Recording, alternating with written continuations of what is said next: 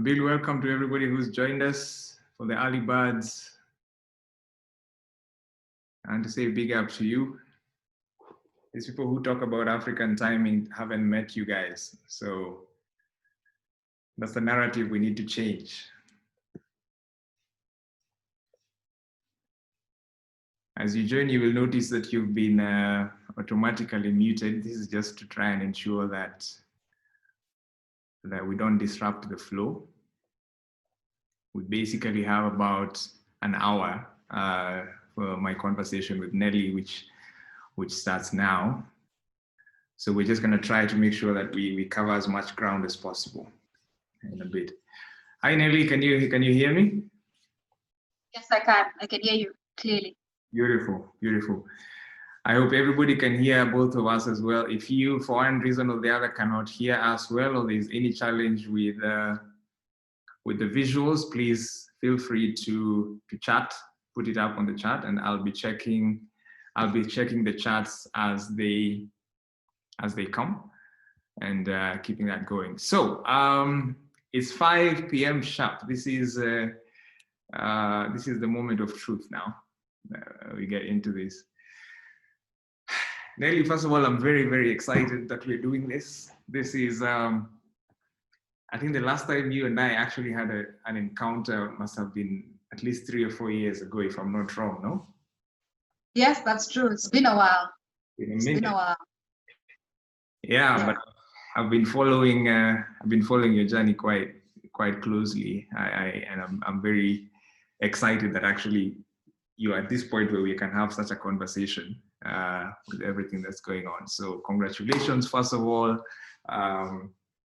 being the LinkedIn lady for East Africa. I think that's very exciting, given where I know we've come from. That's very exciting, and also thank you for agreeing to have this date with me. I'm trying to have more smart dates in my life now because I feel like it will take me. It's important. It's important. But, for purposes of, let me see if I can push my, okay, there you go. I've seen Peter Waweru on the line. Peter, I want to just recognize you and thank you for agreeing to have Absa be associated with this particular coffee date.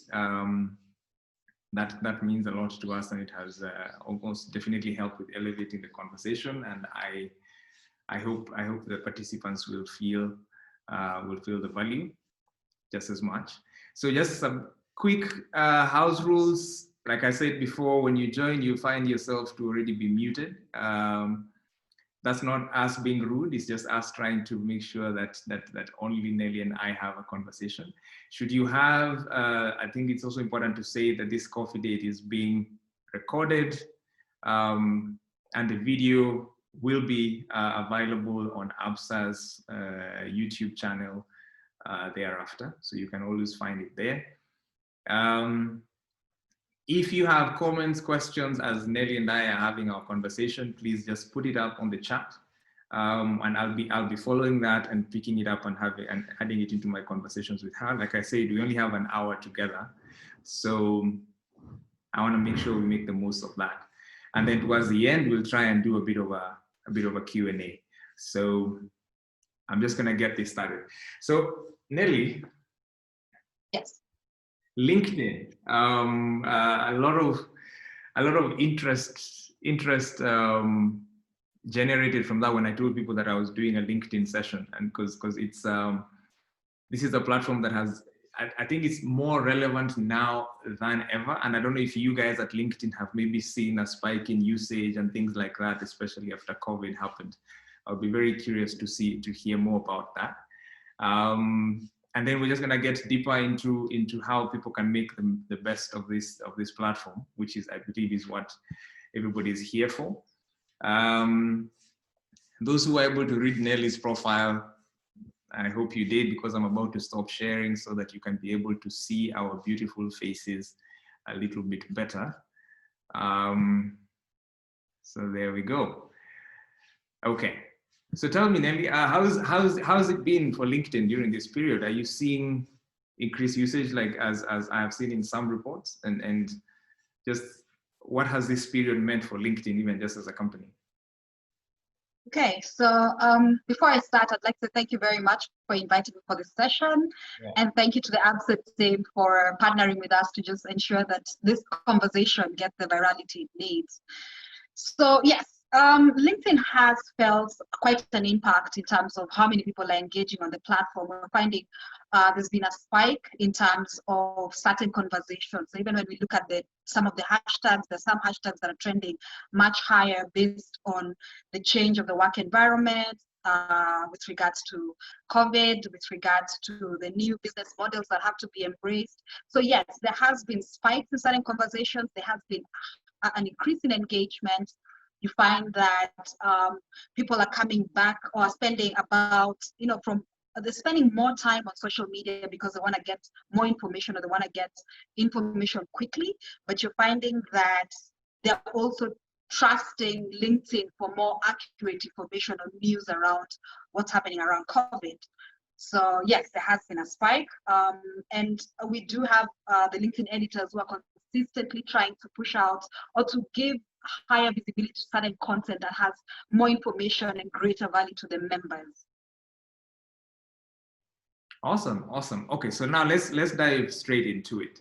When we were prepping for this session, I was saying things about LinkedIn, and you were like, "No, that's not what LinkedIn is," and which was embarrassing because I work in marketing. I'm supposed to know these things about LinkedIn. So I wanted to just give like a broad overview of what LinkedIn is. And for the people watching, I can tell you this because I had this conversation with Nelly yesterday. Please try for a second to forget everything you think you know about LinkedIn and let Nelly school you afresh about LinkedIn. So, Nelly, just tell us just what is LinkedIn and why does LinkedIn exist? Okay, so let's start from the top. LinkedIn is, yes, a social media platform, but it's basically for professionals who want to network, or for networking professionals. And maybe starting from the top, LinkedIn was launched in 2003.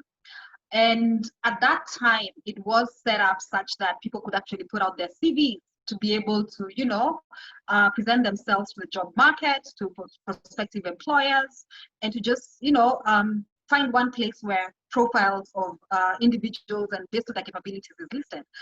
But that has changed. The strategy for LinkedIn has changed over the years, and a spike actually happened in around 2009, where it became a member-first platform, where it's more about the content that is being shared on the platform and how to add value to the members. So it's no longer what people believe it to be, that it's a CV platform or a place where I can put up my profile, I put up my experience, all the places I've worked, and then walk away from it. And when I'm looking for a new job or I'm looking to move, then I come back and spruce it up and then, sit and wait for the job offers to roll in.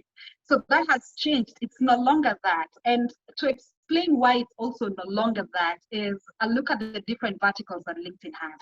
And, as I told you yesterday, it's not just you who does not have a full feel of what LinkedIn is. I think a lot of us do not. Even I did not have as great a feel of what LinkedIn was until I started to work with LinkedIn. So LinkedIn has 4 verticals.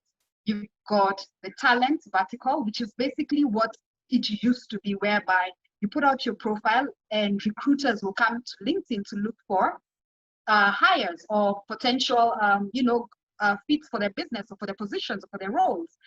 And it still does have that vertical, and it has been expanded to offer more value in terms of, as a recruiter, you can put out the job and people can actually apply directly from LinkedIn. You don't have to have a talent management platform separately. As a candidate, you can be able to see how you compare against other people who applied for the same job. You can be able to, be notified. You can set up alerts for certain jobs when they're put up. You say you look for a job in a particular vertical or in a particular company or in a particular industry, you can set up some alerts. So that's one vertical. And then we have another vertical, which is the Sales Navigator vertical. Sales Navigator platform is basically for salespeople. It enables I would say people who are in sales to be able to make contact with potential leads, or being able to prospect correctly and get the right contact. Look at it this way. Maybe you're selling a product and you're looking to reach the procurement person or the head of marketing or the CEO. And this is not someone who you already have a connection with, or you know personally, or someone can introduce you to.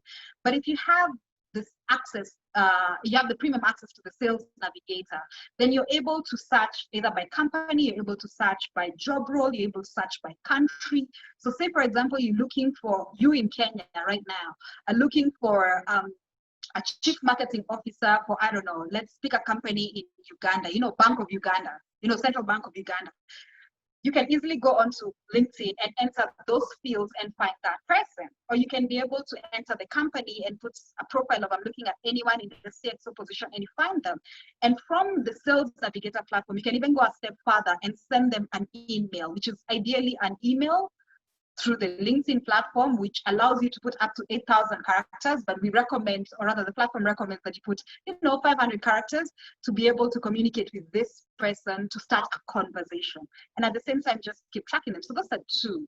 Then we have the one that we represent, myself and Tan Left Media in East Africa, or sorry, in Africa.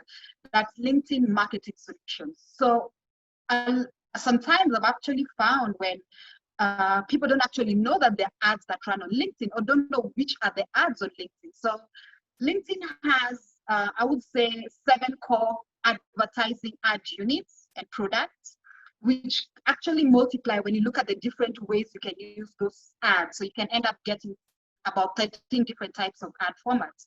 And those ad formats enable you now to increase your reach, or to increase the reach of your communication, or your, you know, your product or your offer. So ideally, you are able to run advertising on LinkedIn targeting a particular category. Say, for example, you want to target business travelers. That's an option available. Say you want to target, you know, maybe you just want to target the CXO, or maybe you want to target entry-level people. So you're able to run ads and target these specific people. So that's a third vertical within LinkedIn. Then we have the fourth and final vertical, which is LinkedIn Learning. Now, a lot of people who, let's even say in the last, I would say 7-10 years, who have been getting into digital marketing know about lynda.com. So Lynda was an online e-learning platform for digital marketing, but it was acquired by LinkedIn and has expanded to offer more than just training on digital marketing. It offers training on technology, on AI, on venture design, on drawing, on leadership. So it's got a lot of wealth of content. There's continuously new content being put on that. So LinkedIn Learning is also another vertical within the LinkedIn platform. So when you look at LinkedIn, it's not just the CV platform that it used to be, or what people thought it was. It's got this amazing different facets that you can take advantage of from an individual perspective or from a business perspective, to basically help you move forward in your professional journey, whether you're a brand manager, or you're a CEO, or you're a candidate looking for a position. So I hope that kind of gives you a feel of who LinkedIn is. Maybe also one other thing to add is LinkedIn has 690 million members across the world, and in Africa we've got 36 million, and that's as of May this year. We've got 2 members joining. We've got a member joining LinkedIn every 2 seconds. So that's also something else to think about. The community has been growing and continues to grow. So yeah, I think that was what I wanted to add. It's like a humble social media community that doesn't try to sound too cool. That's amazing. First and foremost, that's a whole other universe, right? I'm guilty. I'm one of those people who look at LinkedIn as, you know, every day I come back, I'm like, how does my profile look? Oh, look at that. That looks beautiful.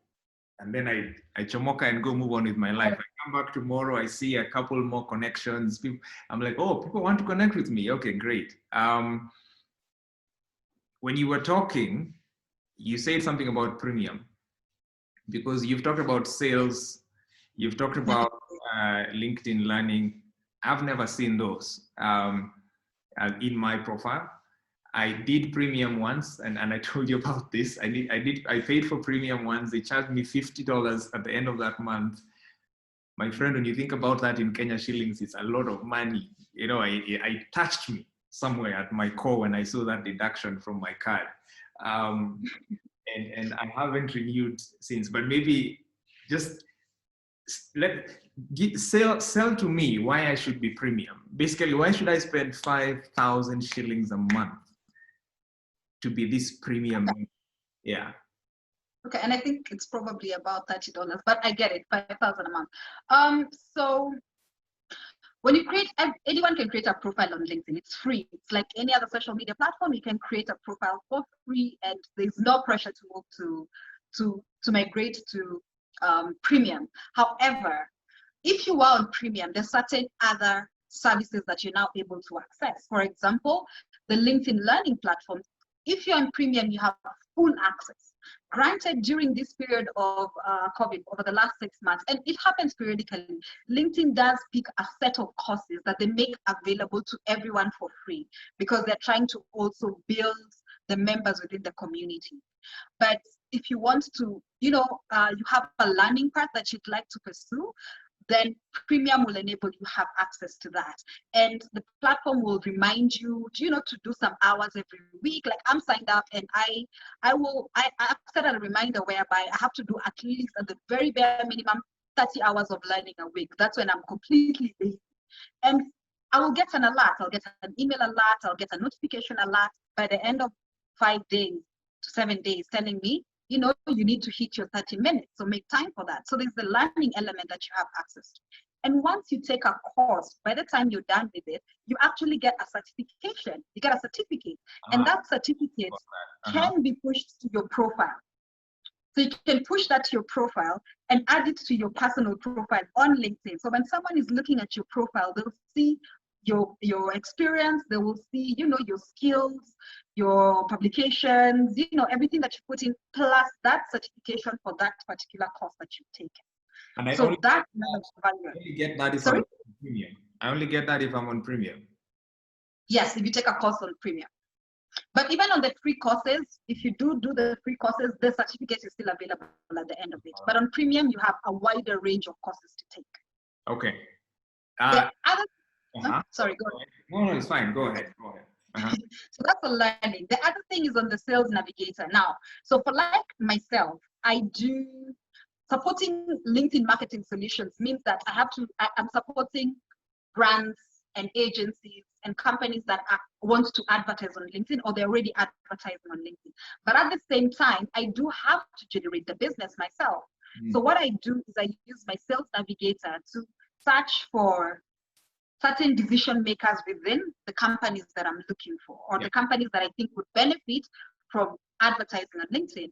And what I'll do is I'll look for the most appropriate or the best fits in terms of who's the best person to have this conversation with. And I will then send them an email. So as I said, this email allows you to send up to, I think it's 8,000 characters, but of course the platform recommends anything around 500 characters. So I'll draft a simple, introduction email type of communication and send it. Okay. So, and through that, the person who has never met me before, who doesn't know I exist, who doesn't know our company exists, who doesn't know the kind of support we offer, gets to find out about it. And at that point, they're able to send me back an email with either their contact or with a query, or, with a request for the next steps. And that way I can start converting my clients. So I've generated a lot of business leads through that process. I see. The other benefit of premium as an individual is that, say, for example, you apply for a role, you're able to see how you compare against other applicants for that particular job. So you're able to see maybe out of the 10 skill sets that have been identified for that job role, based on your profile, what you already have, you are matched 5 out of 10 or 8 out of 10. Or out of the people who've applied, you are, you rank within the top 10 or within the top 20. So you get such posted. Sorry, this is for jobs that have been posted on LinkedIn, isn't it? Yes, these are jobs that have been posted on LinkedIn. Okay. Because the platform is using the information on that job role and the information on your profile to find the matching, to be able to give you these insights. I see. And I don't get that on the free version. No, there's a limitation on how much of that you get on the free version. On the free version. Okay, cool. Okay, I think now I get the point of premium. And I can switch it on and off, right? Like if I pay this month, then next month I'm a bit broke. I don't pay. Yeah, it's a subscription service, so you can pay for it. You can pay for it when you need to, but at the same time, also companies can pay for their employees. So, for example, you know, an Absa, KCB, UN can decide to pay for a subscription for their employees. So there's an option for buying as a personal premium or a business premium, which will then be purchased by the company. So those two options do exist. Aha, I see. Actually, Absa has done that for its employees. So we get free access to Absa Learning, which is pretty cool. I honestly had not started those programs, so now I'm going to start the courses after. You should. So I'm an individual. So today, Alex is on this platform. I have a profile that I think is beautiful. I've got some connections. You know, you said something earlier that was interesting. You said that LinkedIn is now a content platform, right? As an individual looking to make the most, and let's not even talk about premium for a moment, right? Just the one that the Watus are on. Yes. How do I make the most of LinkedIn as an individual before we even go to the business side of it? Okay, so think about it first. There's already the assumption that LinkedIn is very serious and it's very professional and it's very, you know, you go there and you only can speak very smart things. There's already that assumption, but I like to correct people on that, because it's not that it's a very formal upside platform. It's just that it's a very professional platform, so people try and maintain a professional conversation. So even you, when you're looking at getting on LinkedIn, what you would be looking to do is to benefit in one way or another professionally. Remember, LinkedIn's mission is to make every member more productive and successful. So the content that is shared on the platform enables someone else who's consuming it to benefit from it. Now, content on LinkedIn comes from the Mwananchis, me and you, every other person puts up content. We also have LinkedIn editors who source for valuable content, and they give it a push so that it gets a higher reach on the platform. And then LinkedIn also has a community of pre-approved influencers. They're called the top voices, of about 500 pre-qualified, pre-approved, and predetermined influencers on LinkedIn. They're the ones who have a little in icon against their name. And these are people who are already influencers in their own right, offline in their businesses, in what they do. Think of Oprah Winfrey, think of Bill Gates. These are people who are already, you know, influencers in their own rights. And they are then empowered to continuously bring these insights and content and knowledge that they have, and this speciality that they have, and share it on the platform so that me and you can benefit from it. So there's all this content that's available for all of us to benefit from thought leaders in different industries, in different spaces, in different, you know, industry verticals. And when you're on the platform, then you're able to consume this content. This content is made available for you. So even when you're creating your profile, some of the recommendations you make is follow influencers who you're interested in, because what that means is that when they put out content, that content is pushed to your newsfeed. So you're able to see their content every time you come on. So and that's where the content direction comes in, whereby as much as possible, all the content being created and being pushed out within the platform is content that's going to make the member who consumes it either more productive or more successful in whatever they're doing professionally. So I hope that kind of answers. You're telling me that when I go on LinkedIn today, I shouldn't be looking at it as I'm going there for my profile and what I'm doing with my profile. I should be looking at it more as well of, it's kind of like when I go to Twitter, for instance. I go to Twitter because I want to see feeds and I want to see what's going on. I don't go there and then go obsessing over my profile to see whether I have updated the last certification or the last whatever I did. Are you telling me that that's the mindset I need to have as well on LinkedIn? Yes, and that's the mindset a lot of members have. You know, your profile, how often, okay, granted, you will have changes. Maybe you've changed jobs, or you've got a new certification, or, you know, you've acquired a new skill and you want to update that. That's great. Of course, we encourage that.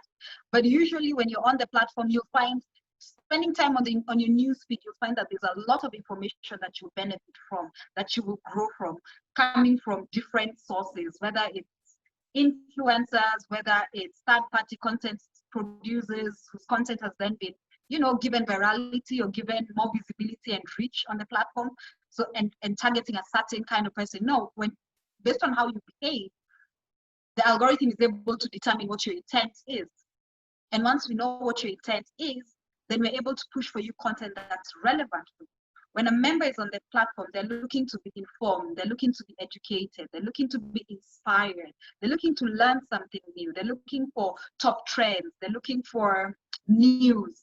So the algorithm on the platform ensures that there's a consistent flow of that, because based on your interaction, the system already determines what your intent is.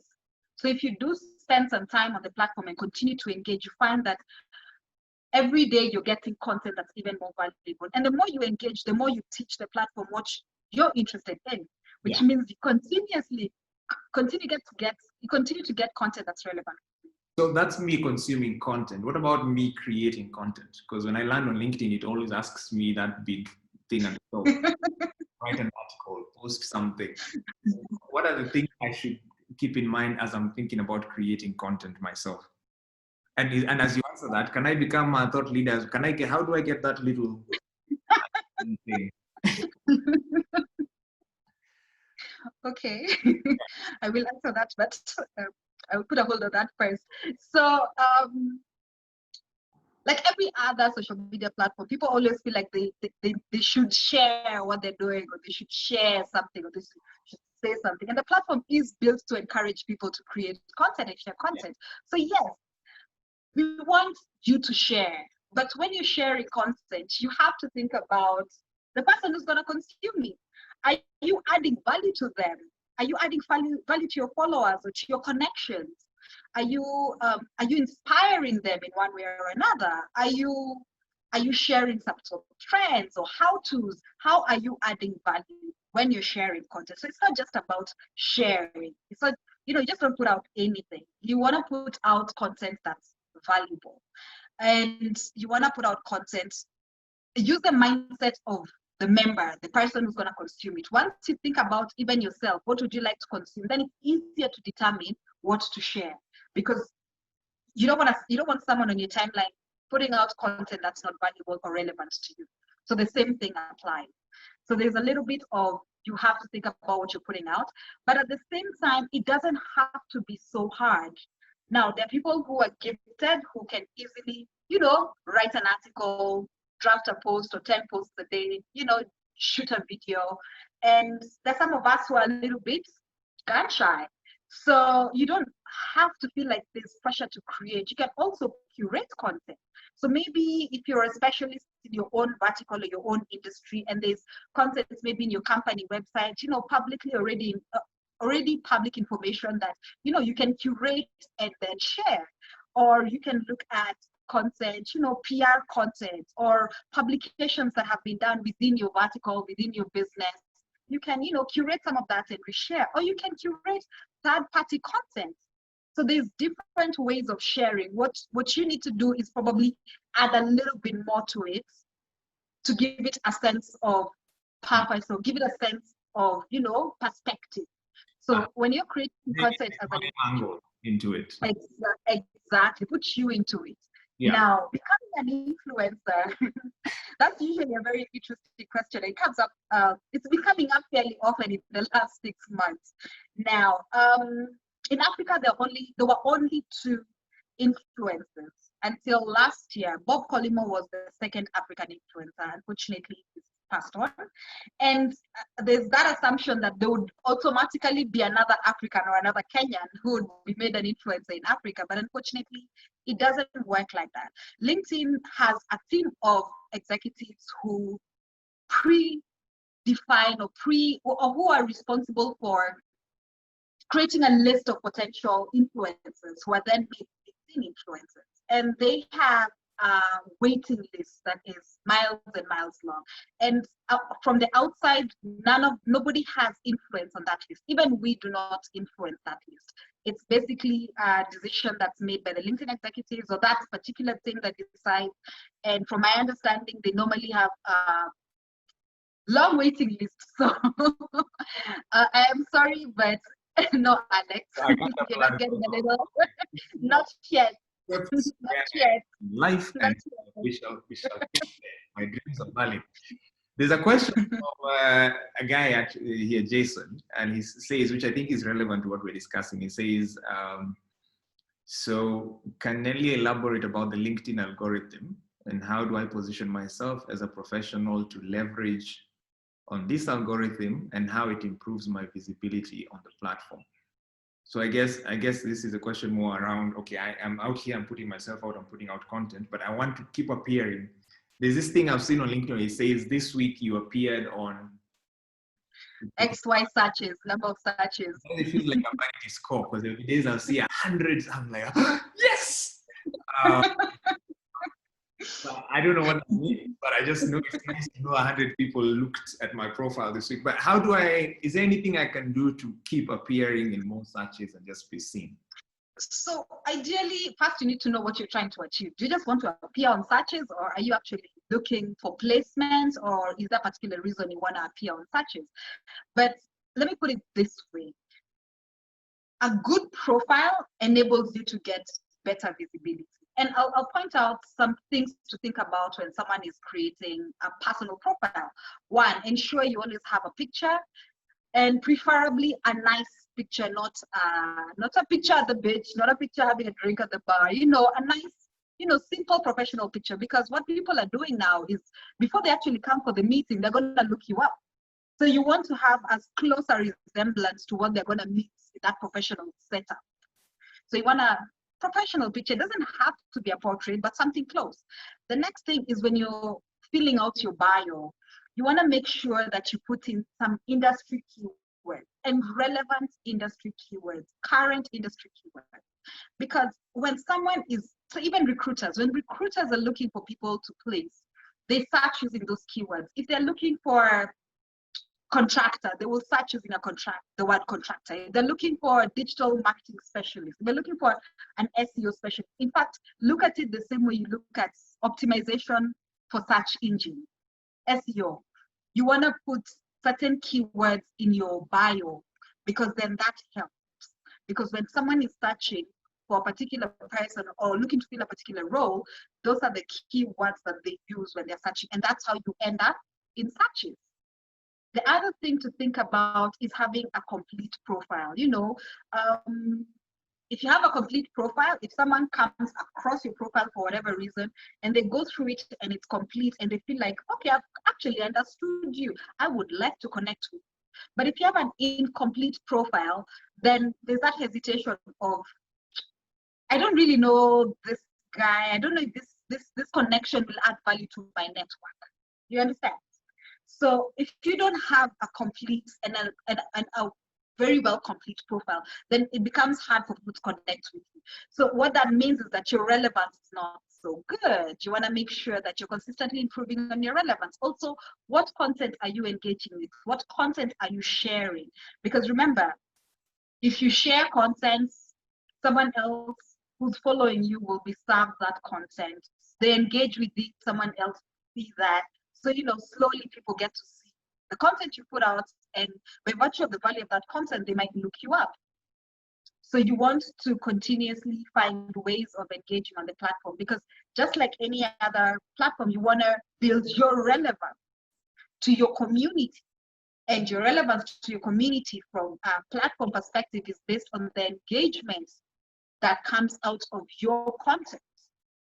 So by ensuring that you're creating or generating or engaging in a certain way that builds your relevance, then that helps you appear maybe in more searches, or the keywords that you're also using or engaging with help you appear in those searches. Nelly, there must be some best practice when it comes to how often I should post. How often should I post stuff? Should I obsess over this platform every day? Is once a week enough? Like, how often should I be posting? It's for LinkedIn, it's more about quality over quantity. So it's not about posting every day or 5 times a day, but it's about quality content. LinkedIn we even advise that sometimes repeat your great hits. You know, if you have some content that you did a year ago and there was great engagement on it, on say, top trends, what you need to do is probably update it to the current trends and reshare it. So you also keep tracking what's working for you.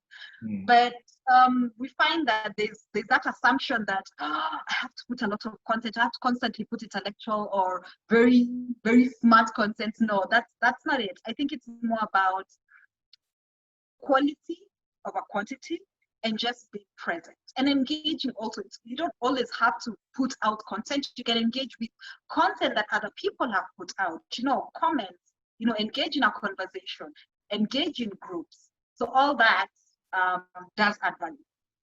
Okay, awesome. Actually, you just mentioned groups, but I'll come back to that in a moment. I want to switch over to business. So I'm a business person, and when I say I'm a business person, I'm not talking about Absa. I'm talking about Carol's Cakes. And yep. I'm just trying to get some more biashara, right? Yeah. And I don't necessarily even have the budget. So, Absa can come, and I know we already do it. We can come and do a bunch of advertising, put in serious money on LinkedIn marketing. But Carol's Cakes she just wants to be visible at the lowest cost possible. So you've said a lot of fantastic things about my personal and professional profile. What about my business profile? What you have for me? So first, you need to create the business profile. So that's different from my personal profile. Yes, the business profile, a company page is different from a profile page. So you as a member have what is called a profile page, but a company or an organization or a business has a company page. If you look at them, even the setup is different. What I normally tell people to look at is if the icon from your desktop is a circle, that's a profile page. But if it's a square, that's a company page.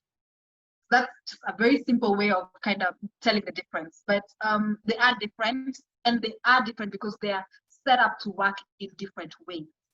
So as a company or as a business, big or small, start by setting up a company page and set it up right. Put in all the details, and the platform will guide you on step 1, step 2, all the way to 10 until you have an all-star profile. Once you have the profile up, of course, you still need to have a strategy of who are you trying to target or who are you trying to communicate with, and what content do you have or do you intend to share. For LinkedIn, we encourage grow your community first.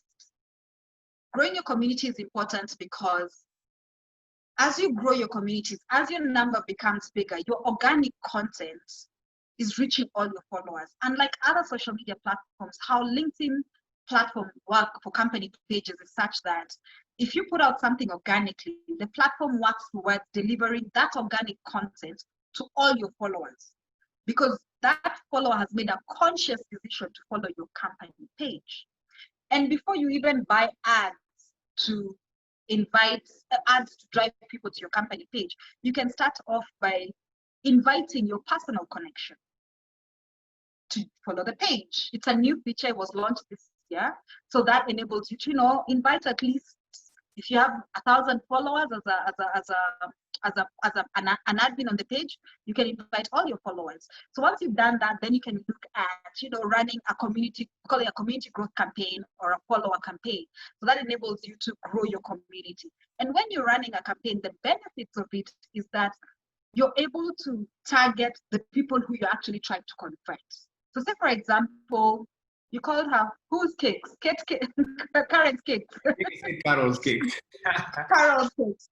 So Carol's Cakes, let's assume Carol's Cakes does pastries for companies, for corporate, like a corporate cafeteria type service. So who makes that decision on cafeterias within the offices? Is it HR? Is it admin operations? Is it the CEO, the MD? So being able to be clear on who makes that decision then enables you to run a campaign to target just that community. So let's assume she's targeting the larger companies with 50 employees. With 500 employees upwards. That's probably a decision that's made by HR.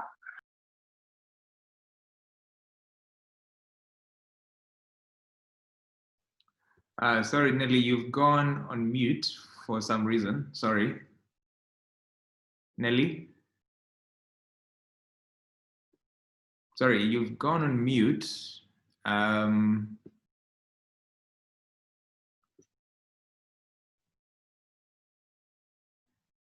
Nelly, can you hear me?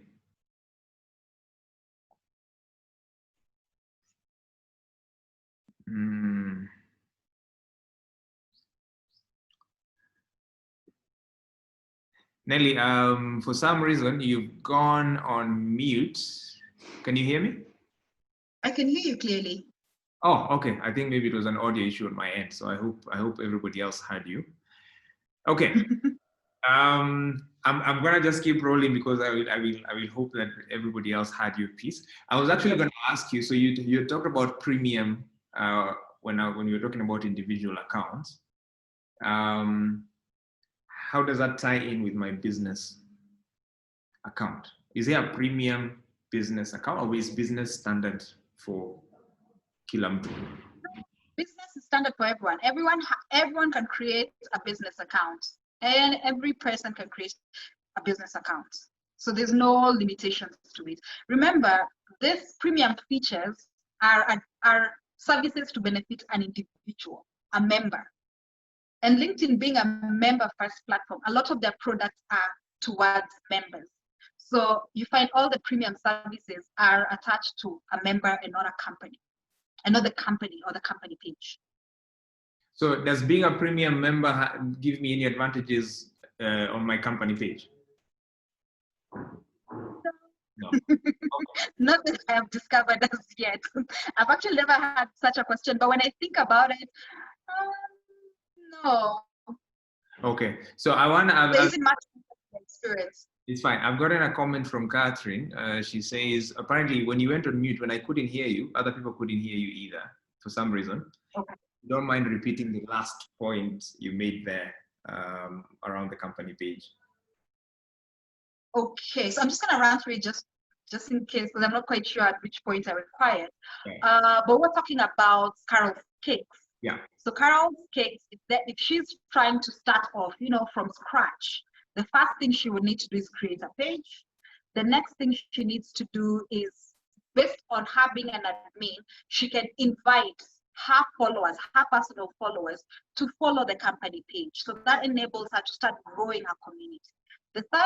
After that, what she can then do is to run a campaign to grow her following, while at the same time targeting her potential customer. So she'll be doing two things at the same time. She'll be targeting a potential customer to follow her company page to find out more about what she has to offer. But at the same time, she'll be speaking to the exact person she intends to engage with to close on her product. So say, for example, if she was, her catering business is, office cafeteria for company. Let me now do an inverse in terms of an example of companies that have 10 to 500 employees. So what she would do is set up a campaign to target the decision makers in this company. So maybe it's the CXO, the director, the CEO, the owner, or the partner in this company. So she can run an ad to target these specific people to come and follow her page, but at the same time, she's creating awareness of what her business is. So when you're looking at, the funnel, the first engagement can be, creating awareness and driving them to her page. But she can then run a follow-up campaign where she's trying to generate a lead to then convert them, because now they know about me, now they followed my company page, then now I can, get their details, probably make an offer, and get them to leave their details so that, a free consultation for your cafeteria, and share your details, or give us your details and we'll call you back, or salesperson will call you back. So she can now then, move the customers through that journey. And because you're so very targeted in who you want to speak with, chances are your bots are actually working for you because you narrow down to exactly who you're trying to speak with. That's interesting. Two questions I want to ask you, and I encourage the people listening, if you've got, because now we're moving towards the tail end of the session, if you keep the questions coming, and I'll just be picking them up as we go. One, you've talked about leads. First and foremost, tell me if this is a wrong assumption that I have. I find LinkedIn to be primarily a B2B. By B2B, I mean it's businesses selling to businesses. As much as, yes, I'm talking to individuals, but I'm talking to individuals representing a business that I want to do a business with, right? Is that, can we at least say that's what LinkedIn is? That is part of what LinkedIn is, yes. It's part of what LinkedIn is. Okay, explain that. So I'll explain that because it's not exclusively a B2B platform. So it is a B2B platform because businesses have decision makers who sit in particular different roles. So when you're trying to sell to another business, the community, LinkedIn provides the right community for it. However, there are certain products that are targeted at individuals, and as much as you could use a mass market platform, quote unquote, you might probably get better conversion on LinkedIn. So when you look at an institution that is selling high ticket items, when you think real estate, when you think airline tickets, when you think premium accounts within banks, when you think of investment products. So when you think of products that are targeted at a more discerning professional, then they are also on LinkedIn because they are the same decision makers in this corporate or in this business. So it is B2B heavily, but for a certain category of products, once your product reaches a certain threshold or is targeting a certain audience, even if it is not, it's a B2C product, then the platform is still relevant. So if I'm selling, I don't know, bespoke suits, for instance, or there you go. Any stuff, that's where my audience is. Okay, that makes a lot of sense. Vera here on the chat is saying that, so she's in the digital space, always felt that I had to share digital related content. However, when I started sharing my interests as well away from my professional life, I found that I got more engagements. Would you encourage that as well? Oh, yes. So remember, we are all-round people. We're not just professionals. Like, we are really all-round people. So it goes back to the assumption that a lot of people have about the platform, that it's a very corporate, uptight, serious platform, but it really isn't. It's about the same way you would relate in your office space is the same way you should relate on the platform. Do you have a side hustle? Yeah, then talk about your side hustle. Share about your learnings from your side hustle. Did you do something exciting over the weekend that, changed your perspective in life? Share that. It just doesn't have to be very core business content. No, we say, so some of the things to think about is, look to educate, look to inform, and look to inspire. All those things are not all book stuff. They're not all straight cutthroat and specifically professional. You can educate from an experience you had at home with your kids or with your siblings. You can inspire from a story, from something you experienced when you're jogging in the morning. You can inform based on, some news item you picked up on WhatsApp. There's different ways of looking at it. So it doesn't have to, it's not purely professional. It's not purely educational content. No, think of it as present your whole self, be authentic. I see. So it can be light, but it should still be meaningful in some way. So it can't just be, oh, look how beautiful my cup is that I bought today. and that's it. No, so it's a beautiful cup. You think it will blend well with your office walls or the theme in the office space. Maybe that's something to bring about. So it becomes it's you've thought it through. Like there's something I've picked from it. If you tell me it goes very well with the office theme, then I was like, oh, actually, I could do the same and kind of brighten up the space in the office. Maybe get cups that match, I don't know, the curtain. Interesting. But that's for me, when I go on LinkedIn, my friend, it's high pressure. I don't wear suits, but like if you look at my LinkedIn posts, it's like the posts of a guy who wears suits because I feel like I have to be very pam, everything. And so it's interesting listening to you and hearing that I can actually look at it a little differently and think of it as another life learning type of a platform. Learning sounds like a big thing that's coming out over and over based on the conversation we're having today. It's what am I learning, but also what am I sharing that somebody else will learn from. Yeah. And that exchange of learning it sounds to me like that's what creates the magic of LinkedIn, right? There's a point you want to lose, the leads. So you said something about leads. Can I collect leads within LinkedIn? Like, how does that? I've never seen that piece. How it really works. So yes, you can collect leads on LinkedIn, but leads are an element that's attached to an ad campaign. So when you're running an advertising campaign on LinkedIn, then you can attach a lead form. And I'm going to assume that we have marketers in the call, but just in case we don't, it's basically a form where the person who sees the ad has the option to learn more or sign up, and they can leave their phone number, their email, their first name, last name, or whatever other details you want to collect. The benefit with the lead forms that sit on LinkedIn is that they pre-populate based on what the member already has on their profile.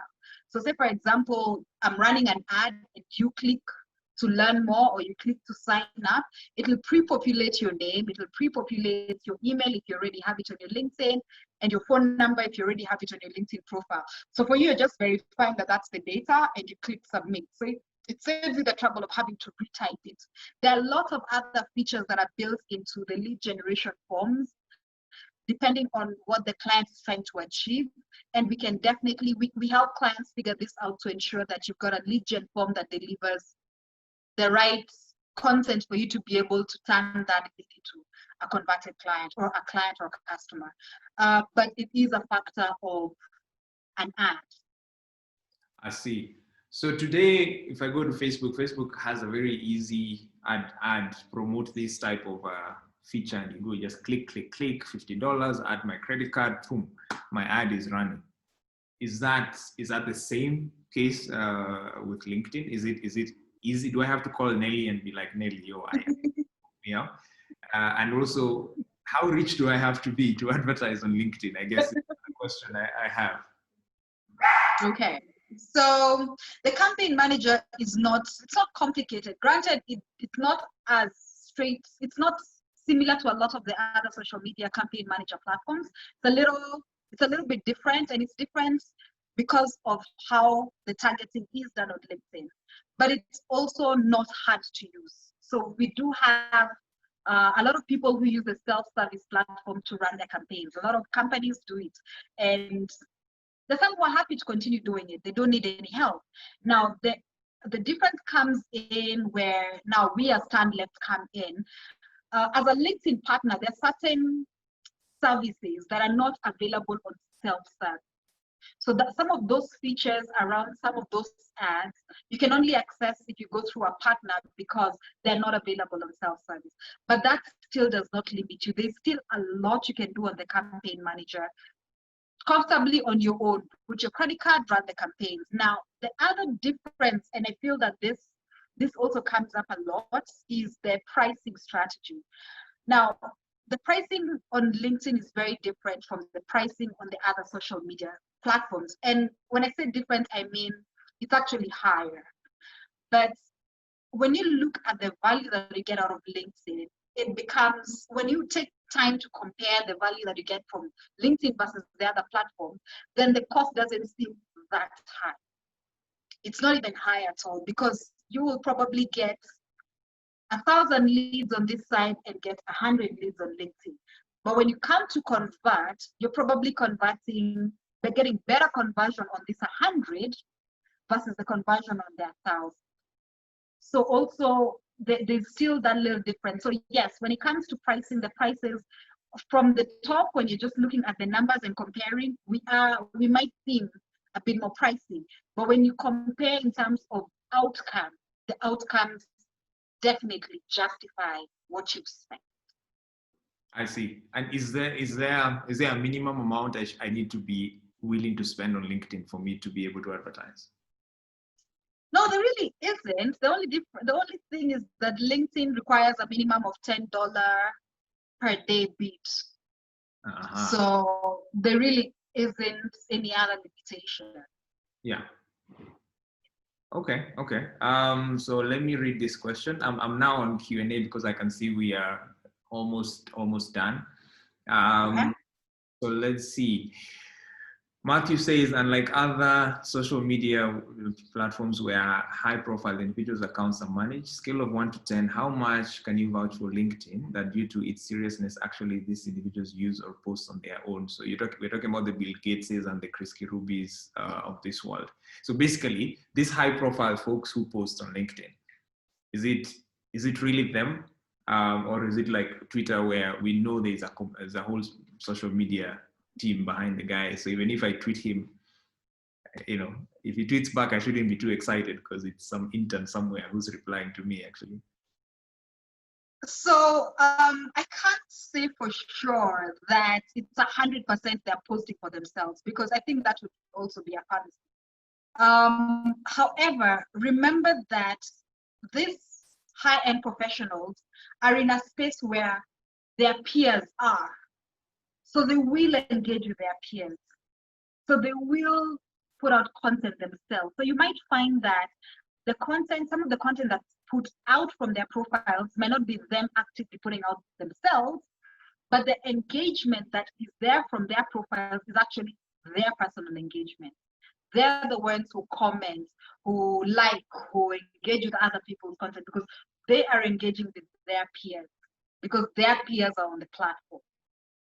But yes, as I said, it's not foolproof in terms of who's putting the content, but in terms of the engagement, most often than not, it's actually the individual himself who's putting out the content, who's engaging on the content. Wow, believe it or not, an hour is actually over. We need to have another session. I know, man. Just maybe any last words you might have for any. If I leave here today, what's the one thought I should be leaving here with that could elevate my LinkedIn profile starting tomorrow or starting tonight? I think I would like to borrow from a lot of my own personal experience and from a lot of people I've spoken with.